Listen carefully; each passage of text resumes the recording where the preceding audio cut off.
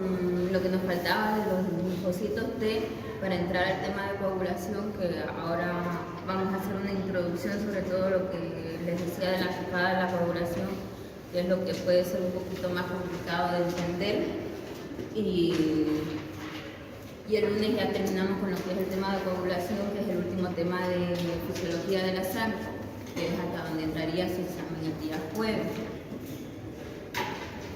Les voy a dar libre el día martes para que puedan estudiar tranquilamente de la teoría, no de la práctica. Lo que tienen las clases prácticas el martes vienen nomás a sus clases prácticas, ¿ya?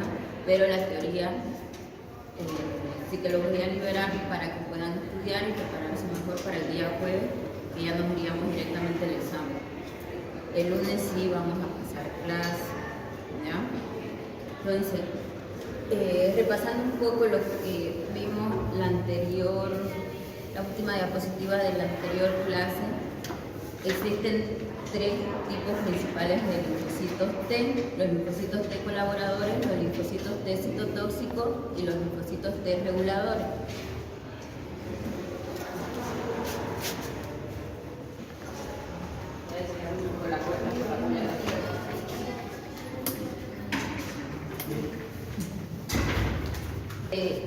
Las características de los linfocitos T colaboradores, que con diferencia son los linfocitos T más numerosos que hay, abarcan más o menos el 75% de todos los linfocitos T. Sirven como principal regulador de casi todas las funciones inmunitarias. Lo hacen formando una serie de medidores proteicos llamados linfocina, que van a actuar sobre otras células del sistema inmunitario. Sin la presencia de las linfocinas que forman los linfocitos T colaboradores, el resto del sistema inmunitario estaría casi paralizado. Como su nombre indica, van a colaborar entonces a lo que es el sistema inmunitario. Las interleucinas 4, 5 y 6 tienen potentes efectos sobre los linfocitos B, que estos se van a encontrar en los linfocitos T colaboradores, y se les ha llamado factores estimuladores de linfocitos B o factores de crecimiento de los linfocitos T. Los linfocitos T citotóxicos, que son el otro tipo de linfocitos T, es una célula de ataque directo que es capaz de matar microorganismos, pero también su respuesta exagerada puede matar las células propias del organismo. Las proteínas receptoras que hay en la superficie de los linfocitos citotóxicos, los CD8 positivos, les hacen unirse a los microorganismos o a las células que contienen un antígeno específico. Ya vimos y ya dijimos que los linfocitos T van a actuar por una respuesta específica que van a tener sobre sus membranas, ¿no es cierto? Este va a secretar proteínas perforadoras, que son llamadas perforinas, que van a agujerear la membrana de la célula atacada. Esto lo que va a hacer es que el líquido tisular entre a esta célula que estamos atacando. Esto lo que va a ocasionar es que se llene de líquido, se hinche y poco después se pueda disolver y se pueda destruir. Esto puede apartarse de las células víctimas después y van a liberar células citotóxicas y se van a desplazar para matar luego más células. Quiere decir de que van a atacar una célula específica, la van a agujerear para que exista su destrucción, pero luego pueden ir a atacar a otra célula y hacer exactamente lo mismo. Van a desempeñar una función importante en lo que es la destrucción de las células cancerosas, de las células cardíacas trasplantadas u otro tipo de células. Como decíamos, ¿cuál es el problema de los linfocitos T citotóxicos? Que ataca a todo lo que se le atraviesa por el camino, por así decirlo. Tantos microorganismos patógenos, pero también atacan a las propias células. Y esto lo vemos sobre todo en los pacientes trasplantados, que son los encargados, rechazo en estos pacientes. Los linfocitos T reguladores, que son el último tipo de linfocitos T, se sabe algo menos que de los linfocitos T colaboradores o citotóxicos, pero se cree que son capaces de suprimir las funciones de tanto de los linfocitos T citotóxicos como de los linfocitos T colaboradores. Sirven para evitar justamente que los linfocitos T citotóxicos provoquen reacciones inmunitarias excesivas que podrían dañar los tejidos del propio cuerpo. De ahí su nombre, que van a regular las funciones de los dos anteriores. Es probable que intervengan de forma importante en la limitación de la capacidad del sistema inmunitario de atacar los tejidos propios, lo que se llama tolerancia inmunitaria. Y así acabamos este tema. Voy a dar una breve introducción del tema con las diapositivas y ahora vamos a hacer juntos lo que es la cascada de la coagulación para que la puedan entender un poquito mejor.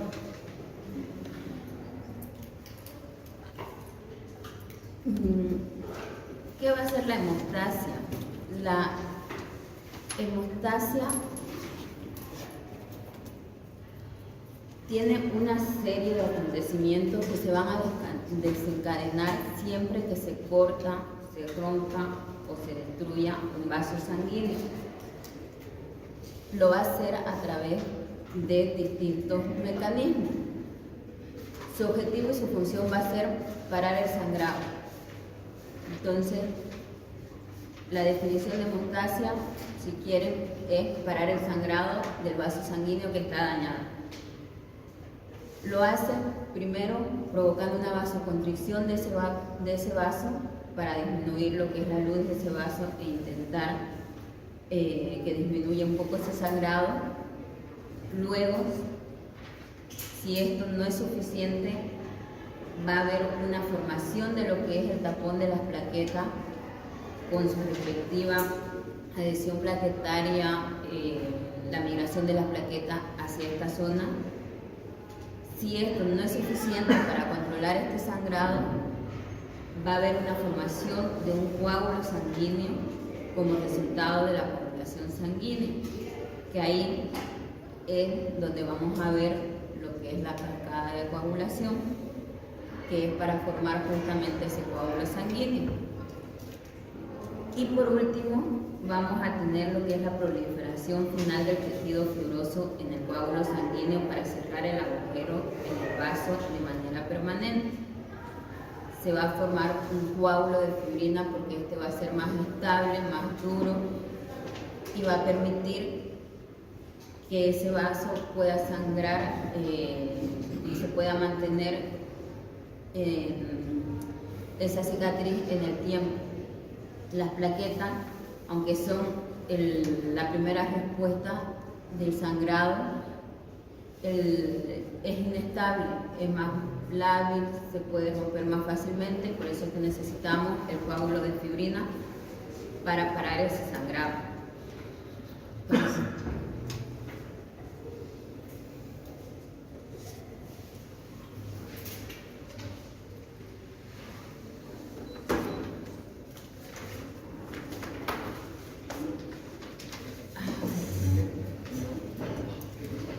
vamos a tener entonces por un lado lo que es una hemostasia primaria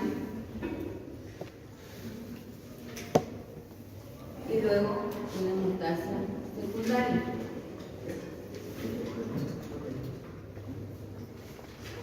Vamos a ver esto un poco de forma general para que se sitúen y se centren un poco. La hemostasia primaria va a estar a cargo de lo que son las plaquetas. Y lo que veíamos es la vasoconstricción. La hemostasia primaria es el primer paso cuando hay un daño a nivel del vaso sanguíneo. ¿Por qué? Porque hemos dicho que la hemostasia es para parar el sangrado de los vasos sanguíneos, ¿no es cierto? Entonces, cuando sangra un vaso, cuando hay un traumatismo en el vaso sanguíneo y provoca un sangrado, lo primero que vamos a hacer va a ser el organismo que activar la plaqueta para que ésta se adhieran al coágulo. Va a haber un tapón plaquetario que va a ser, y va a haber un coágulo de plaquetas que va a ser la primera respuesta, que lo vamos a desarrollar un poquito más la próxima clase porque es un poquito más fácil de entender. La hemostasia secundaria, sin embargo, va a ser lo que es la famosa cascada de coagulación.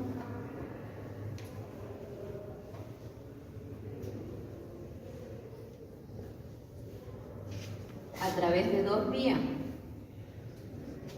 lo que es la vía intrínseca y lo que es la vía extrínseca. A grandes rasgos, estas dos vías se van a activar, ahora vamos a ver de forma distinta, pero ambas van a tener una vía común.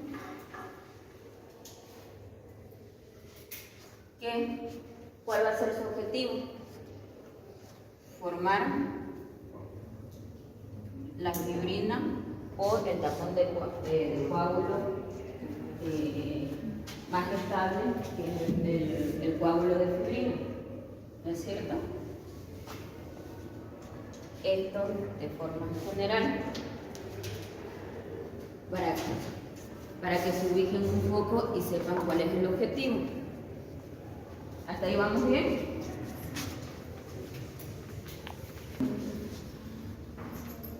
O cómo empieza lo que es la vía extrínseca. Hemos dicho que el resultado final va a ser lo que es el tapón de fibrina, ¿no es cierto? Pero la cascada de la coagulación sobre todo es para formar lo que es la trombina, la protrombina, para luego convertirse en trombina. Y ya recién después hacer fibrina para hacer lo que es el fibrinógeno. Pero antes de esto, tenemos que activarlo a través de factores, ¿no es cierto? ¿Qué son estos factores? En realidad son proteínas. Son una serie de proteínas que lo que van a hacer es ir rompiéndose cada una de ellas para ir actuando a un nivel. En la cascada de la coagulación, estas proteínas las vamos a llamar factores. Entonces, en la vía extrínseca vamos a tener el factor 7. ¿Pero con cuál empezamos? Con el 12. ¿Cuál? El 7. En la extrínseca, que es el factor tisular. El factor tisular o factor 3 es el primero que se va a activar en la vía extrínseca. Estamos hablando de que ha habido un traumatismo o una ruptura del vaso, ¿no es cierto? Entonces, cuando hay un traumatismo o una ruptura del vaso, se va a activar lo que es el factor tisular o el factor 3. Esto por el lado de la vía extrínseca. Luego, ¿qué vamos a activar?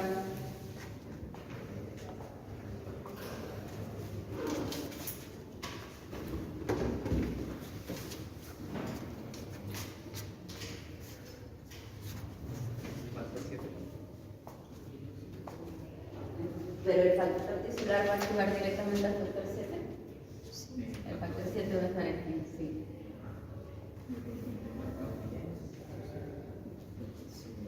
Que luego va a convertir en factor 7 activado, ¿no es cierto?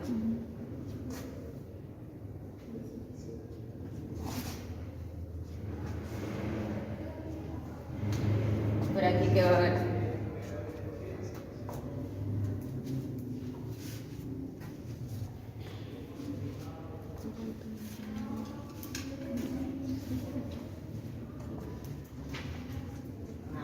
El factor tisular va a ir a actuar directamente sobre el factor 7 para activarlo y convertirlo en factor 7 activado.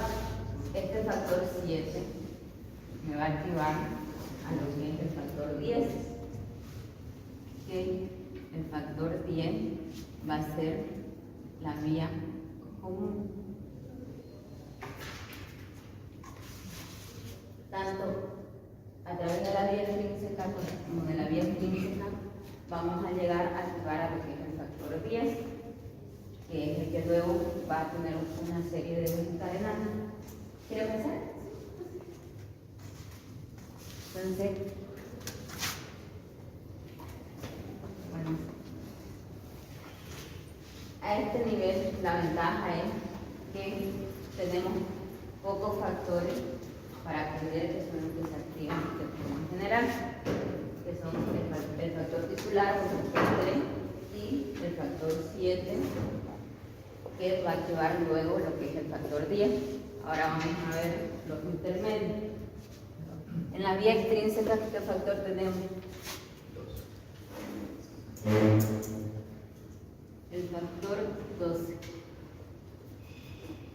¿De quién me va a activar?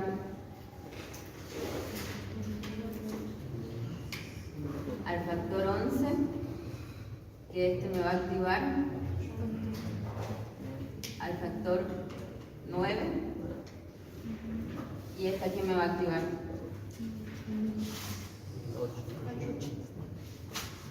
al 8,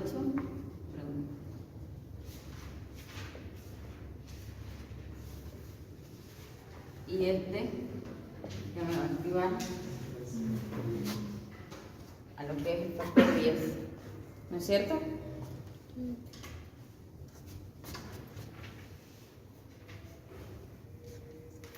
Entonces, si vemos aquí, aunque son más factores, vamos de ascendente a descendente. Entonces, solo nos tenemos que acordar aquí que el primero que se activa es el factor 12, para activar luego al factor 11. El factor 11 me va a activar a lo que es el factor 9 y el factor 9 al factor 8, sabiendo que la vía común es el factor 10, por eso aquí saltamos del 11 al 9 para activar recién lo que es el factor 10. Aquí el factor 10, ¿qué va a pasar con el factor 10? Se activa, me va a dar el factor 10 activado, ¿no es cierto? ¿Cómo se va a activar ese factor 10?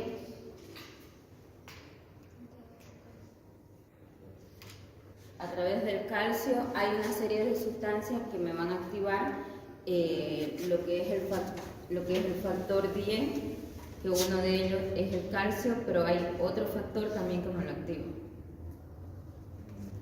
por las dos vías.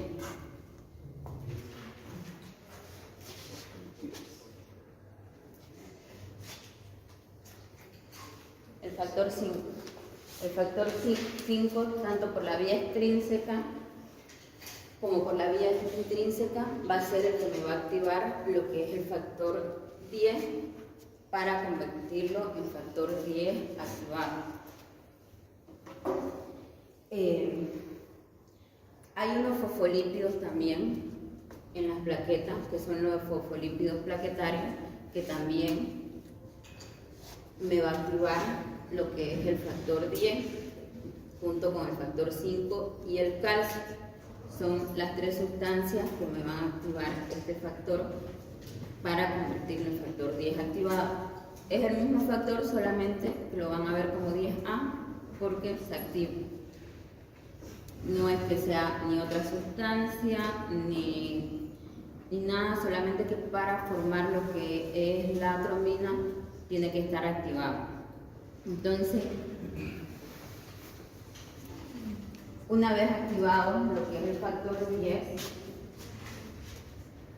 vamos a tener lo que es el paso de la protromina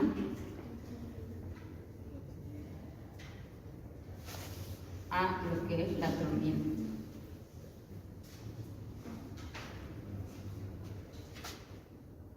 Que es donde va a ir a actuar justamente el factor 10 activado. ¿no es cierto? En su libro de Guyton lo tienen por separado. Primero les explica lo que es la vía extrínseca y luego les explica lo que es la vía intrínseca y no se los pone como en común. Entonces está como un poquito más difícil a la hora de entenderlo por ese motivo. Por eso no hay problema de hacer lo que es el esquema, para que puedan entender, porque si lo ven van a decir, van a ver el esquema solamente de lo que es la vía extrínseca, que van a decir, van a llegar directamente a la atromina, y por la vía intrínseca también, pero no saben si realmente se unen, si no se unen, o dónde se unen, todo eso, porque está por separado.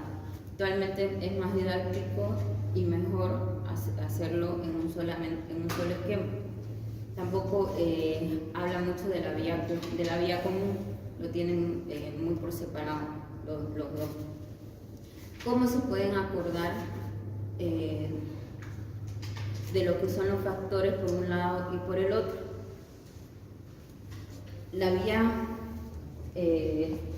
extrínseca, acuérdense que está por fuera de lo que es el vaso sanguíneo, entonces se van a activar los factores con numeración menor. Y aquí solamente van a tener el factor 3 y el factor 7. En cambio, por la vía intrínseca estamos justamente, piensen que están dentro del vaso sanguíneo, aunque no es realmente así, pero para que lo asocien y se puedan acordar de que puede estar dentro del vaso sanguíneo, entonces tienen que actuar más factores y con mayor número. Y empezamos de mayor a menor. Entonces tenemos el 12, el 11, el 9, el 8, ahí podemos ponerlo el 10, pero nos tenemos que acordar que el 10 justamente es la vía común, por eso lo sacamos a un lado, pero continuamos después con el 9 y con lo que es el factor 8. Sabiendo esto, sabemos que el 10 es el que vamos a sacar de la vía intrínseca porque se va a activar por las dos vías. Entonces va a ser la vía común, que el objetivo justamente va a ser activarme lo que es este factor, para que este factor pueda activar lo que es la protromina y me pase a lo que es la tromina.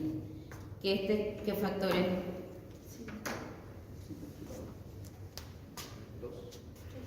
La protromina, ¿qué factor es? El factor 2. La protromina es el factor 2.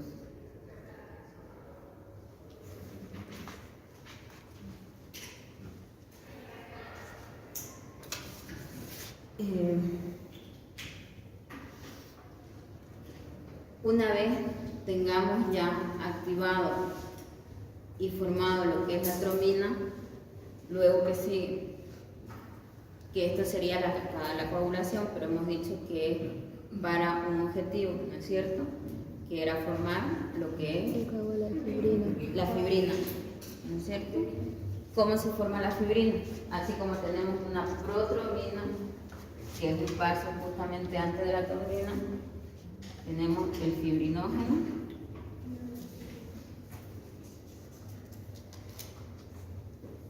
que es el que se convierte en fibrina, que es lo que me va a activar justamente la protromina, que va a ser lo que es el paso final del tapón de fibrina.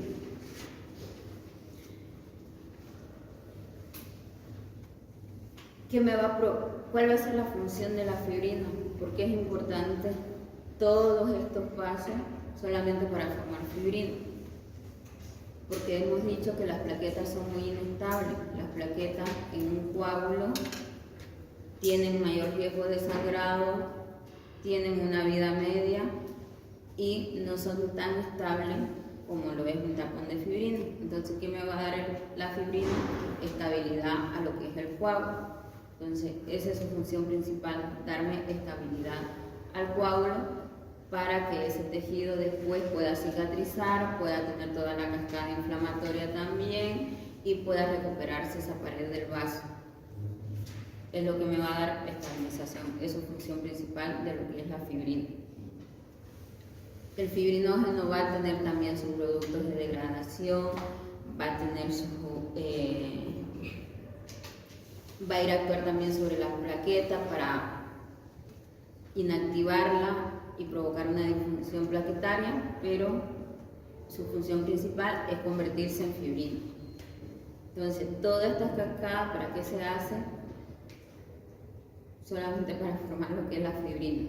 Porque es importante también saber la vía extrínseca, los factores que hay en cada uno de ellos.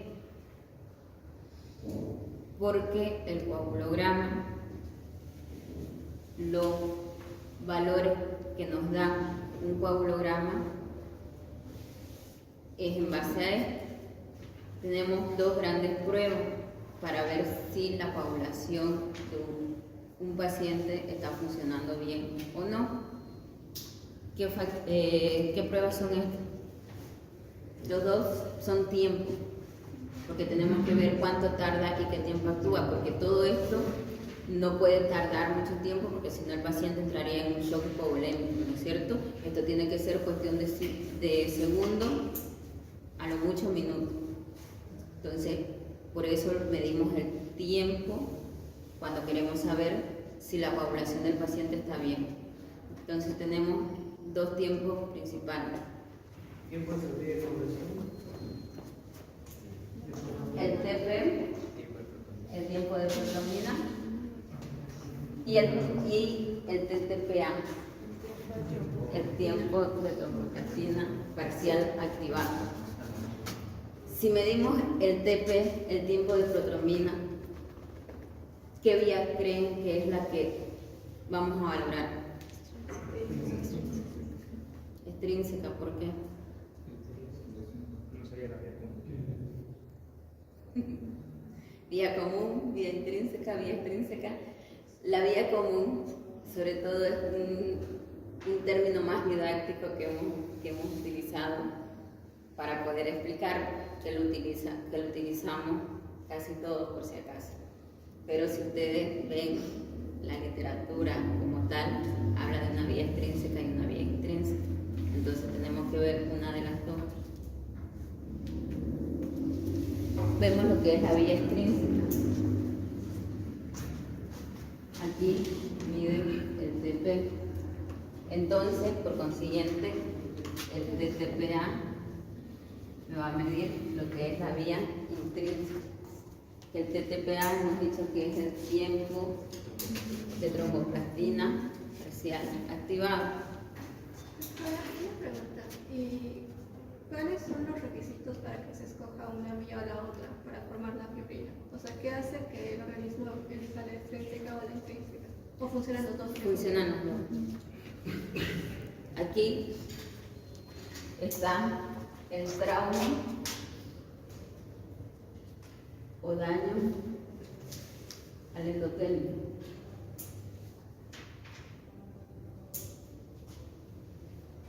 Que es el desencadenante común. Esto me va a desencadenar por un lado la vía extrínseca y por otro lado la vía intrínseca. Solo que me va a activar ciertos factores por un lado o por el otro. La gran mayoría de los factores se secretan en el hígado. Por eso es que también cuando tenemos un problema hepático se altera la coagulación, porque casi todos estos factores van a estar sintetizados en el hígado. Cuando tengamos algún problema hepático, por eso hay que pedir también la coagulación. Van a ver, aparte del TP, del TTPA, se pide fibrinógeno. La mayoría de los procesos crónicos del hígado me van a alterar lo que es la coagulación y el fibrinógeno. Por eso también a los pacientes con cirrosis o con ciertas patologías del hígado se le pone vitamina K, ¿Por qué hablo de la vitamina K? ¿Qué tiene que ver la vitamina K con la coagulación? Es precursor de unos factores, pero no recuerdo de cuáles exactamente. Es precursor de ciertos factores que se llaman factores de vitamina K dependiente.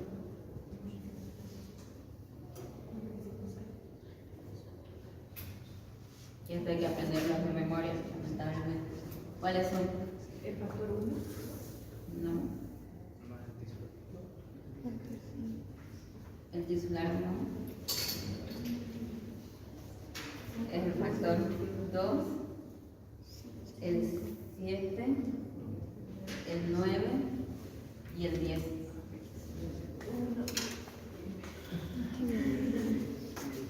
Si no me equivoco, yo también. Revisar lo que por ahí les estoy. 2, 7, sí.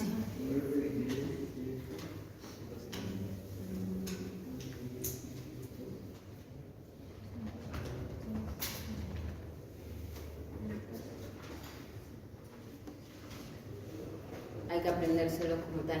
¿Por qué son importantes estos factores? Vitamina K dependiente. Porque estamos viendo que el factor 2, que es la protromina, el factor 7, que es el que me va a activar justamente lo que es la vía extrínseca, el factor 9, que me va a activar la vía intrínseca, y el factor 10, que es la vía común, me va a alterar lo que es la coagulación. Entonces, si tenemos algún problema de coagulación, como tratamiento, vamos a poner vitamina K. ¿Me va a provocar mayor sangrado o menos sangrado? Menos sangrado.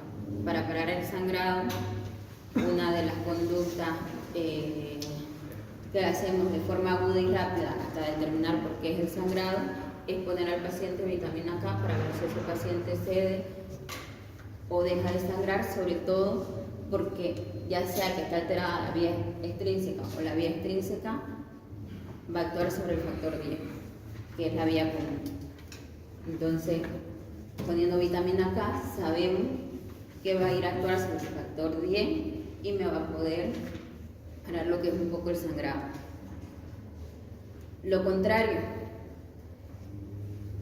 tenemos un anticoagulante muy famoso que se usa, el más antiguo que hay, que es vitamina K dependiente, que va a actuar justamente sobre los factores de la vitamina K.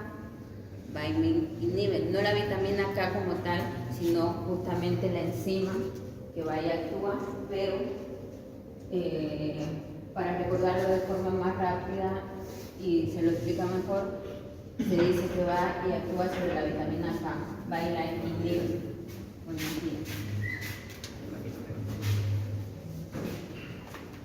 La warfarina. El famoso Sintrón, cuando salió como nombre comercial, que fue el primer anticoagulante que había, que es la warfarina, que es el que necesita el control por el INR, que es otro valor de la coagulación, para ver si está alargado o no, y necesitamos ciertos rangos. Eso depende de la patología, van a ir aprendiendo, sobre todo en cardio, qué rango se necesita de INR para saber si la warfarina está cumpliendo su función o no. La warfarina no es un compuesto que se encuentra en los venenos de rata. Se encuentra en algunos sitios, sí. También en ciertos alimentos hacen que disminuya un poco su acción. Por eso es que, aunque es de los más antiguos que se utilizan, del que más evidencia científica tenemos, es el que tiene como más efectos secundarios, necesita más control, hay más riesgo de sangrado, y el paciente, cuando le damos la warfarina, va acompañado de una lista larga de cosas que no puede comer y de cosas que no puede tomar, porque interactúa mucho con fármacos y también interactúa mucho con ciertos alimentos. me lo va a inactivar o me lo va a alargar. Entonces, condenamos al paciente a que tenga cierto cuidado tanto en lo que come como en la medicación que toma. Por eso es que actualmente se está dejando de usar de a poco por los nuevos anticoagulantes, que de nuevo ya llevan más de 10 años en el mercado, pero se siguen mencionando como los nuevos anticoagulantes. ¿Dónde van y actúan sobre todo los nuevos anticoagulantes? Sobre el factor 10, sobre la vía común. ¿Cómo los van a identificar? Porque en su nombre está el factor 10, que les va a hacer un poquito más fácil. Por ejemplo,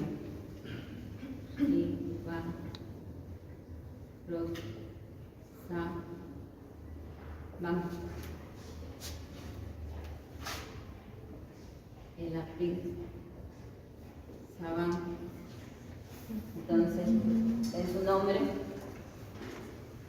para facilidad nuestra, por suerte, llevan el factor 10 implícito, que es donde actúan. Esos son los nuevos anticoagulantes que tienen menor riesgo de sangrado, mejor tolerancia. Como actúan a este nivel, no necesitan control de forma sistémica de lo que es el INR, entonces más cómodo para el paciente, aunque tienen obviamente también sus contraindicaciones normales, porque son anticoagulantes, entonces el riesgo de sangrado siempre va a haber, porque estamos actuando sobre la cascada de la coagulación. De ahí la importancia de saber también esto, porque la gran mayoría de patologías o de tratamiento para los sangrados, para la hemostasia, van a actuar sobre este nivel. Hay otras deficiencias, hay otras patologías que van a verse sobre todo en la hemostasia primaria, son menos frecuentes y más específicas. Por ejemplo, el factor 5 de Willebrand está en la hemostasia primaria, me va a actuar a nivel plaquetario. Su déficit entonces lo que va a hacer es que no se forme el tapón plaquetario, sino se forma una hemostasia primaria. También vamos a tener un riesgo de sangrado, pero esos son un poquito más específicos y son muchísimo más raros. Aquí en la deficiencia de factores tenemos las famosas hemofilias. Las hemofilias son deficiencias o defectos de los factores de la vía intrínseca o de la vía extrínseca. Depende de la hemofilia, va a haber deficiencia de algún factor, y eso lo van a ver en hematología. Tenemos deficiencia del factor 9, si es una hemofilia A, si es una hemofilia B, y más dudosa lo que es la hemofilia C, que todavía está en discusión. Eso en cuanto a patología. Hemos dicho y estaban mencionando lo que es el tema del calcio. El calcio es muy importante para lo que es la activación de los factores. Entonces, cuando llevamos el tema de circulación, vimos que hay un intercambio de iones, que hay iones, aparte de lo que vimos en la parte cardíaca, ¿no es cierto? Entonces, como tenemos iones, que el calcio es de carga positiva, me va a ayudar a activar ciertos factores en la vía. Esto me lo va a activar a nivel...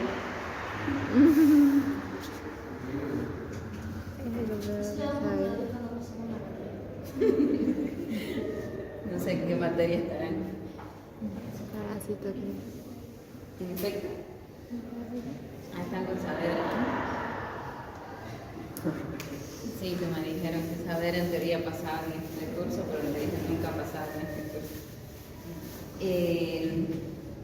El calcio. Eso sí.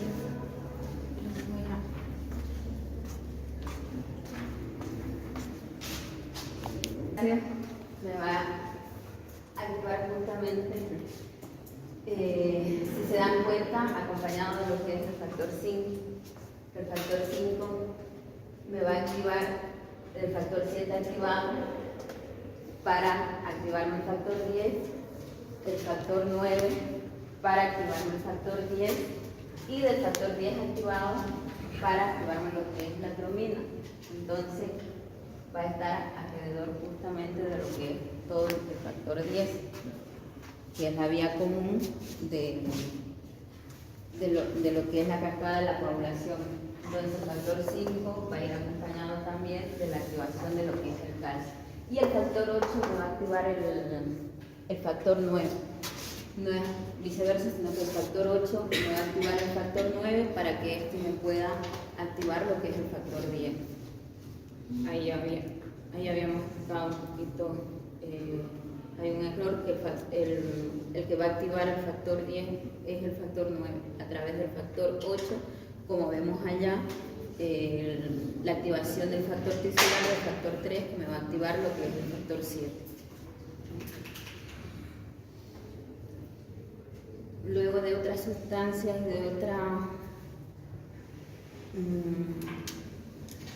de otros factores importantes, esos serían los más importantes. Ya saben que tenemos un listado de lo que son los factores con sus respectivos nombres de cada uno de ellos. Desde ¿cuál es el factor 1 de todo esto? Ahorita que me doy cuenta, estamos hablando del factor, tenemos ya el factor 2, el factor 3, el fibrinógeno, que los factores, si se dan cuenta, van a empezar como de la parte final hacia arriba. Entonces, el fibrinógeno va a ser el factor 1. Este es el factor. La protrombina es el factor 2. El factor tisular es el factor 3. ¿Cuál es el factor 4? El calcio es el factor 4. Luego tenemos el factor 5. Von Willebrand. Que tenemos el factor 5, la variación, el von Willebrand. El factor 6. No hay. No hay.